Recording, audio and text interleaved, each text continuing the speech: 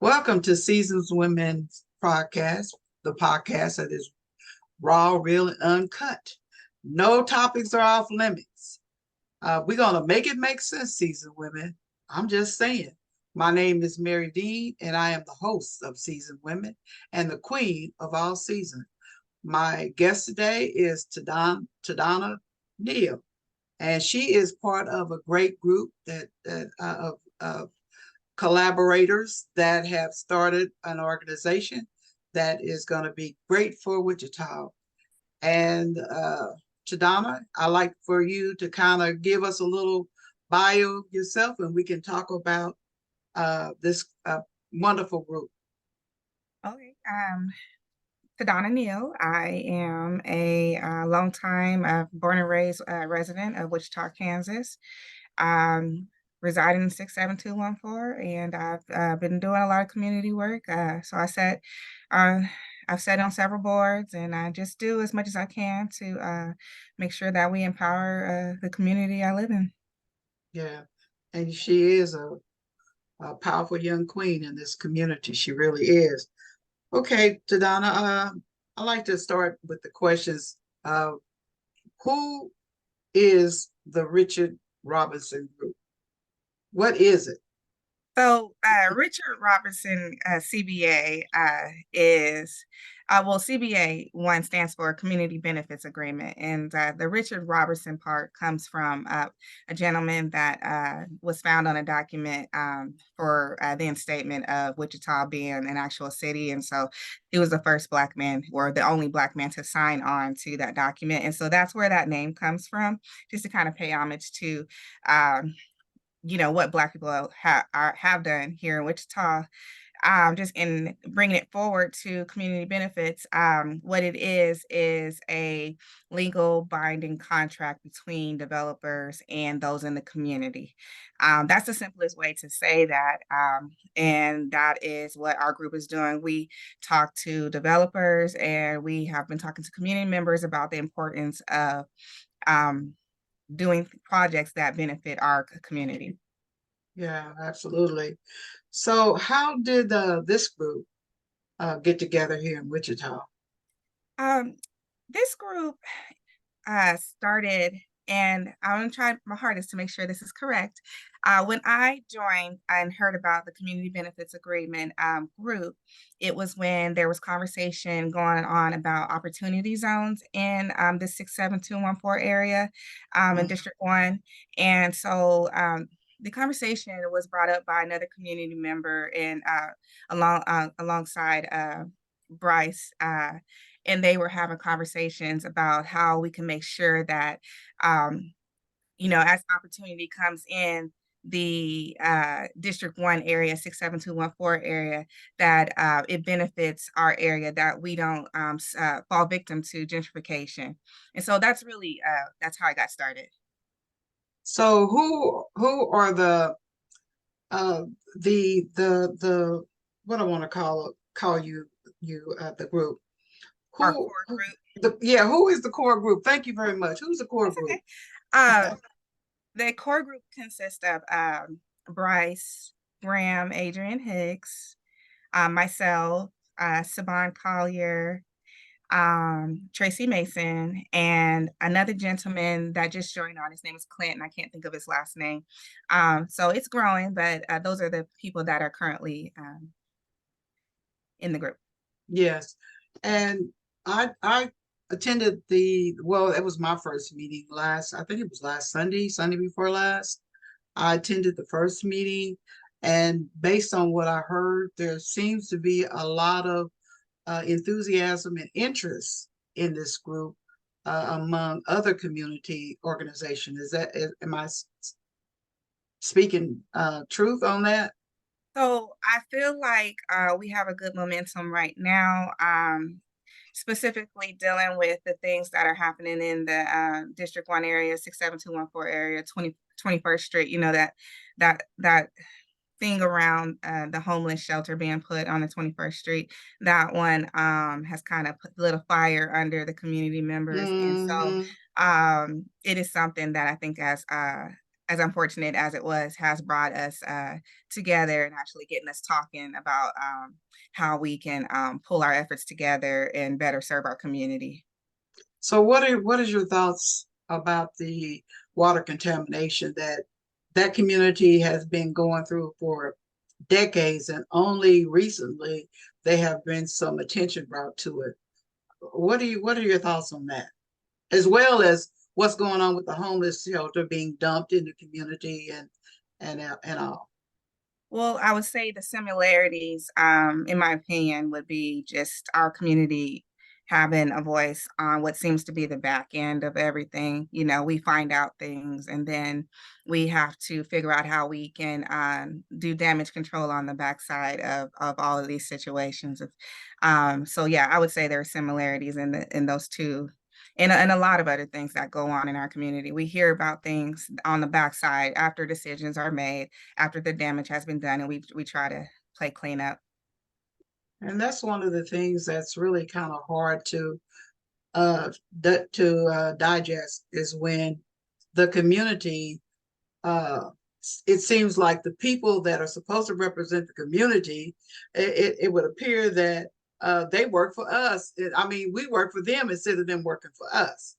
And they're not including people in the decision making process when it comes to what's harm is coming to the community as a whole. Right. Right. Well, and I think that's the reason why we're trying to push for us to really come together and do this community benefits agreement coalition so that we bring all of our different community groups together and work together on having that voice. To me, a good example of how we did that perfectly was when that uh pool vote was up, McAfee Mm-hmm. Pool now, McAdams Mm-hmm. Park. Yes. I was part of the door knocking initiative with the Horizontes project at the time, and I remember going to the one of the I think it was the final vote down at City Hall, and the room was packed with the community members. Um, Mm-hmm. so the idea is getting that to be a continual effort and not just like piecemealing certain projects within our community. If we can gather support to have a united front for all things that matter, then I think we should see a turnaround. That's my hope. Yes. Yes. I hope so too. Okay. So you've answered that question, about, well, my question I was going to ask, what is the purpose of coming together as a collaborative? Right. Yeah, I Right. think, go ahead. I mean, go ahead. Well, yeah, like I said, to effectively create change. I feel like no matter what table I sat at in our community in Wichita area, we always hear the common themes of I didn't know, there's a lack of communication or we're in silos, we're all doing the work, very Yeah. important work, but we're not talking to each other. And so I think the biggest benefit that would come from this besides economic stimulation, which because that's the main goal is us working together as a community. I think it's time, it's well overdue, Yeah. and that's the only way things are going to get done. Yeah. You're absolutely right about that. And the biggest key is communicating. How do Mhm. we communicate to the people that don't necessarily have a Facebook page, or they're not connected to the internet? They don't necessarily read the paper.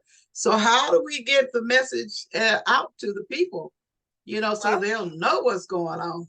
Well, I mean, there you have to go back to the grassroots initiative of door knocking. We have to Yeah. pretty much approach it from all ways because being on the internet and using the magazine are good tools for marketing purposes. But to your point, some people don't see those marketing strategies, and so we're gonna have to do door knocking. We're gonna have to go to community meetings. We're gonna have to set up tables, and we just have to do all of the outlets that way, Yeah.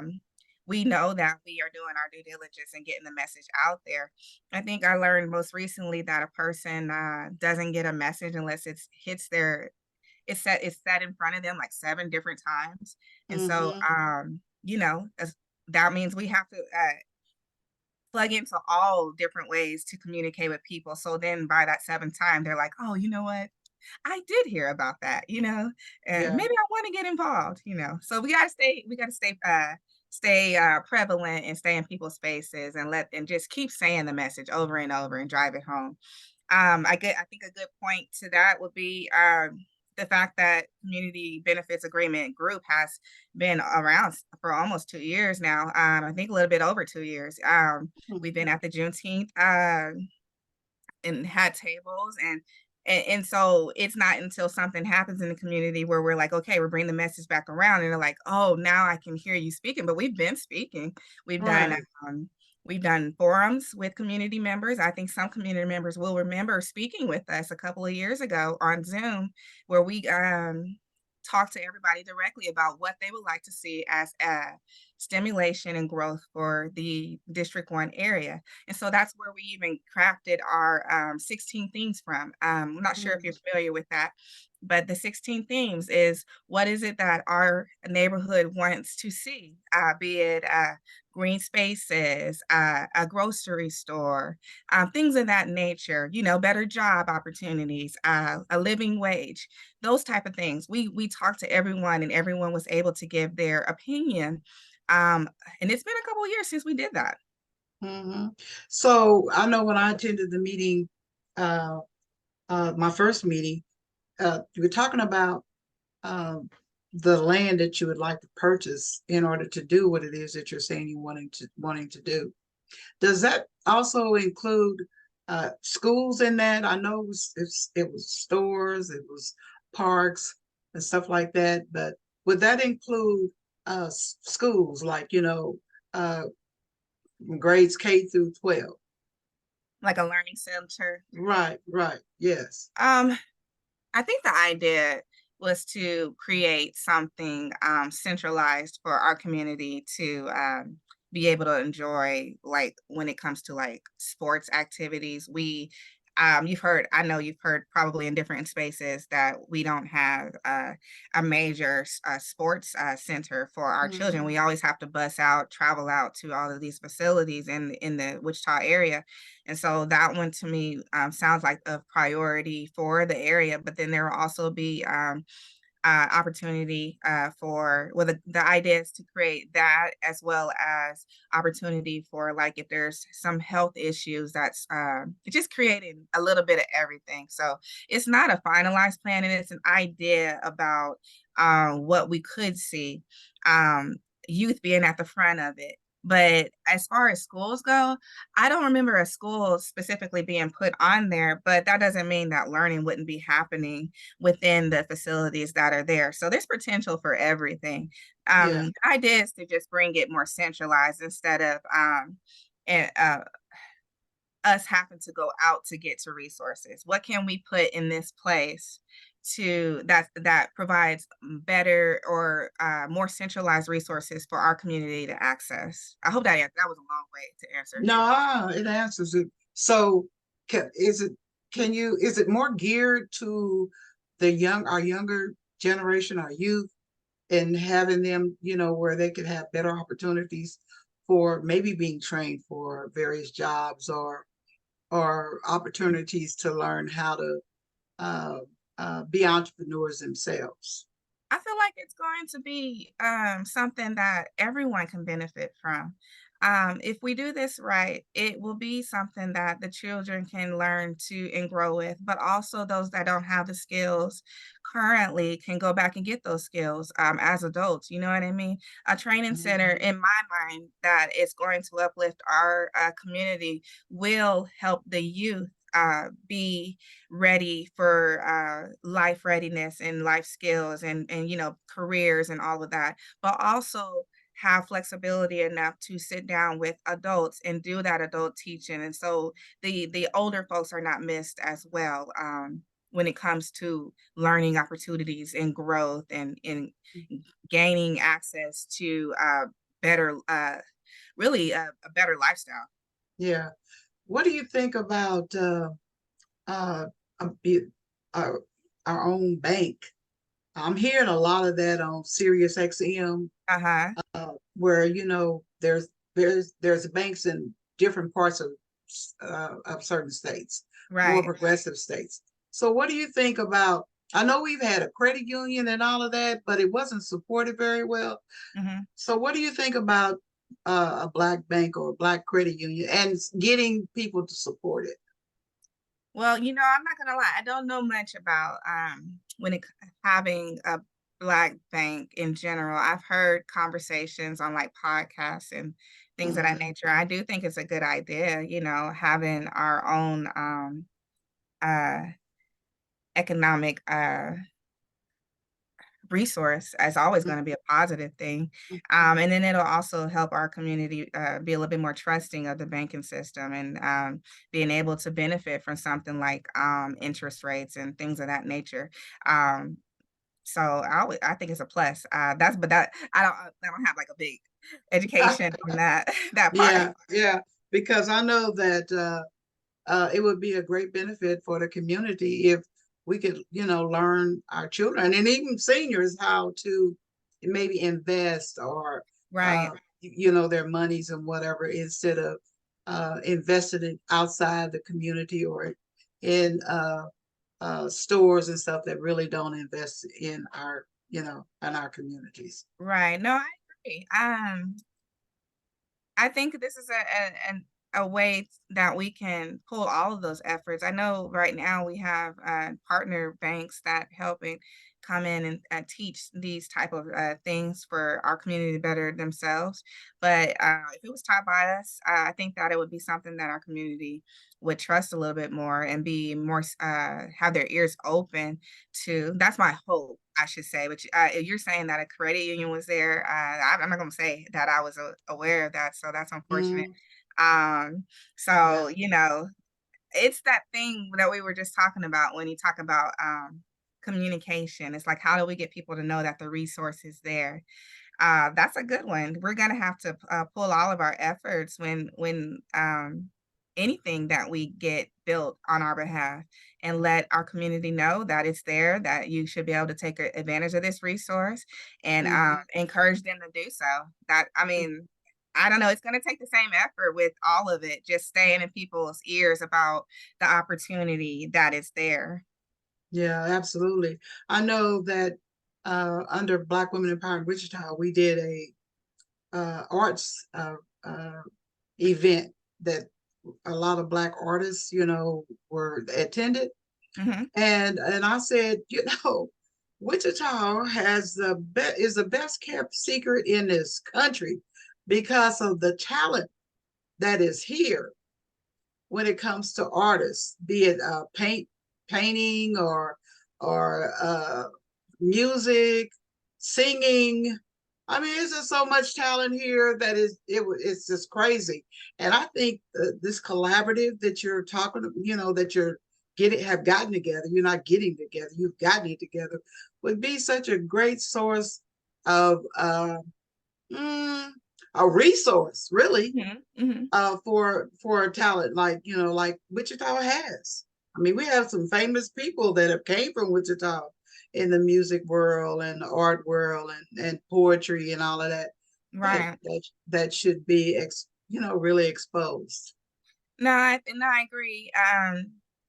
I think it's a more intentional effort to plug people in. And so that's the idea. The more we grow and people join into the coalition, then it's really building our resource database, and so Mhm. people get to know a little bit more about what we have right here at home. So yeah, I Yeah, agree. absolutely. And so the group, is it inclusive? Is it going to be inclusive? uh you want people to come in as allies or members? I mean, how is that going to work? So the CBA group that we have is for those. The goal is to benefit those that are the most disadvantaged. And so, you can read most recent studies from pick a study. it's gonna have African Americans at the forefront of disparity. And so Yeah. that is who our target market is. That is who we have in the space. And we're going to be unapologetic about it, because until we lift ourselves out of this situation that we currently find ourselves in, Mm-hmm. and then bring other people alongside us. Like, it's not just African Americans that suffer from the disparities that we have here, even though I feel like, how do I best say that? They get to feel what we feel as well. And so it's not just for African Americans. So when we fight, we're going to fight for our community, but other communities will be able to benefit from it as well. I hope that makes sense. So it's Yeah. not like we only want this for our community, but the fact still remains our community is still one of the highest populations that suffers from disparities in our community. That's from housing to job opportunities, you name it, you know what I mean? And so until that changes, we still have to push the message of supporting our community. Um, and then as far as far as far as allies go, we absolutely support allies coming in alongside us. That is what's going to take to get the work done. A lot of movements in the past have had allies that came along their work, and so it's a collective effort when you bring allies in. And so like I said, it's for everyone. Yeah. um and I'm going in circles because that's a No, hard you're not. topic. That's a Yeah. hard one to answer, Yeah. because you kind of get a little uptight about hearing just African Americans, but Mm-hmm. um you know there are other community groups that receive benefits, and it's okay to say this benefit is for this group. Right. When it comes to African American spaces, it's really hard to be say that and stand on it, because you seem to not get a lot of support, and that shouldn't really be, Yeah. especially when statistics support the fact that our community is still one of the most disparaged communities. And so, yeah, long way Yeah. to say we are for those that are of the most disparaged. Yeah. And so, whoever that looks like, that is who we are trying to fight for. Yes. Absolutely.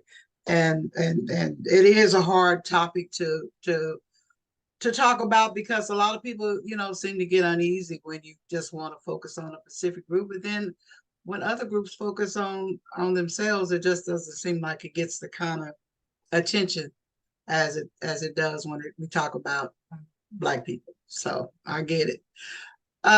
What is the age, the age for people to want to become a part of this, especially if we're talking about we want to involve our youth in some of these organizations? What's the youngest age that you're willing to accept? That's I ooh.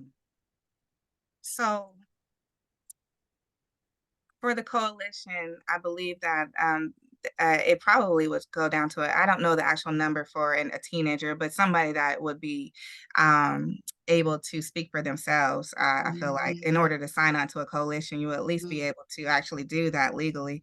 Um, But then outside of that, as far as the opportunity to be a part of this collaboration, I don't think that there should be an age limit, as long as that they are at the age that they can be coherent about the things that we're talking about. The children need to be in the training phase. And so even if it starts as training the children to understand what we're talking about, I still feel like that's valuable. You know what I mean? Mm-hmm. Um, yeah, And that's good, because what is that? The teachers already reach one, teach one. yeah, yeah.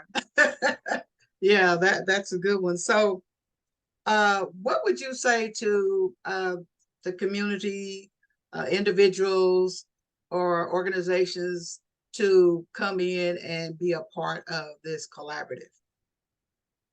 Well, we invite everyone to come and participate. We are currently speaking to members of the D1 area, 67214 to be predominant, but there are other zip codes in our area that are suffering in the way that 67214 is. And so we would like people to sign on to the 16 themes. So say you support this group, you support what we stand for, and you support economic stimulation in our this area. And then also, if you have the ability to join the coalition, we invite you to join the coalition so that we can build out and grow stronger together. So when we go forth and go in front of developers or in front of the city hall, we can grow as a united front. So this group in itself is ran by people power. And so we need the people. That's And that's right. any and all. Be they Absolutely. people directly from the African American community or allies. We need everyone. Absolutely. So if people are interested, how do they get in contact with the group? Okay. They can go to the we have a Facebook page called Richard Robertson CBA, and then we also have a website. And it's escaping me. Just a moment. If you want to, you can type it into the chat so you can share that out. Yes. Okay.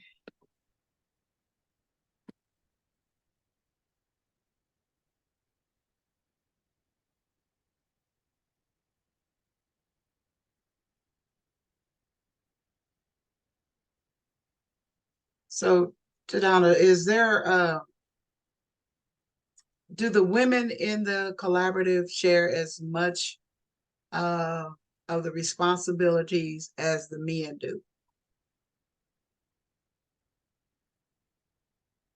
Sorry, I know I'm not old, and it's probably offensive for me to say I'm old, but I can't do two things at once. Don't feel bad. Don't feel bad. Remember, I said this is raw, real, and uncut. Wait, let me look up the website real quick, and then I'll answer that question. Okay. Um, Uh, okay, yeah, you drop this in the chat. Yes, it is a shared responsibility. that's good. The core group is a mixture of men and women, and we all try to share in the responsibility of communicating with the community and other developers when they come along. So yeah, it's a shared responsibility. That's good. That's good to hear. Because sometimes when men and women are mixed in any kind of group or organization, it's always a fight for authority or who's the leader and That's all of true. that kind That's of stuff. true. That's true. I think Bryce has done a really good job of leading, and he's really stuck with being the leader that's needed in this group. But as far as leading, I'm sure if you asked him, he wouldn't tell you he was leading this group. He's Right. he's trying to actively trying to push other people forward to speak and give the message, and that's important because we all need Yeah. to be able to give the message because it's a community group at the end of the day. Yeah. He's a great young man. Yeah. First time I met him, we did a HBCU, Black Women Empowered.